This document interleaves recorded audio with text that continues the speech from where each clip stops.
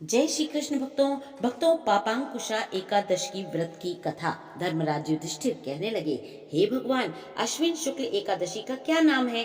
अब आप कृपा करके इसकी विधि तथा फल भी कहिए। भगवान श्री कृष्ण कहने लगे, हे युधिष्ठिर, पापों का नाश करने वाली इस एकादशी का नाम पापांकुशा एकादशी है। हे राजन, इस दिन मनुष्य को विधि पूर्वक भगवान पद्मनाभ की पूजा करनी चाहिए। यह एकादशी मनुष्य को वनवांछित फल देकर स्वर्ग को प्राप्त कराने वाली है। मनुष्य को बहुत दिनों तक कठोर तपस्या करने से भी जो फल मिलता है, वह फल भगवान गरुड़ध्वज को नमस्कार करने से प्राप्त हो जाता है। जो मनुष्य अज्ञानवश अनेक पाप करते हैं परंतु हरि को नमस्कार करते हैं, वे नरक में नहीं जाते। विष्णु के नाम के कीर्तन मात्र से संसार के सब तीर्थों के पुण्य का फल मिल जाता है। जो मनुष्य शार्ंग धनुषधारी भगवान विष्णु की शरण में जाते हैं, उन्हें कभी भी यम यातना भोगनी नहीं पड़ती। जो मनुष्य वैष्णव होकर शिव की और शैव होकर विष्णु की निंदा करते हैं, वे अवश्य नरक के वासी होते हैं। सहस्त्रों वाजपेय और अश्वमेघ यज्ञों से जो फल प्राप्त होता है, वह एकादशी के व्रत के 16वें भाग के बराबर भी नहीं होता। संसार में एकादशी के बराबर कोई पुण्य नहीं है। इसके बराबर पवित्र तीनों लोकों में कुछ भी नहीं है।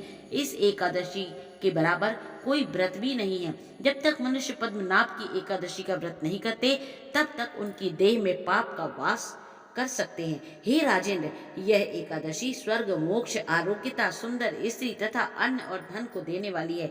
एकादशी के व्रत के बराबर गंगा, गया, काशी, कुरुक्षेत्र, पुष्कर भी पुण्यवान नहीं है। हरिवासर तथा एकादशी का व्रत करने और जागरण करने से सहज ही मनुष्य विष्णु पद को प्राप्त होता है। हे युधिष्ठिर, इस व्रत के करने वाले 10 पीढ़ी मातृ पक्ष, 10 पीढ़ी पितृ पक्ष, 10 पीढ़ी स्त्री पक्ष तथा 10 पीढ़ी मित्र पक्ष का उद्धार कर देते हैं। हे दिव्य देह धारण कर चतुर्भुज रूप हो, पीताम्बर पहने और हाथ में माला लेकर गरुड़ पर चढ़कर विष्णु लोक को जाते हैं। हे नृपोत्तम, बाल्यावस्था, युवावस्था और वृद्धावस्था में इस व्रत को करने से पापी मनुष्य भी दुर्गति को प्राप्त न होकर सदगति को प्राप्त होता है।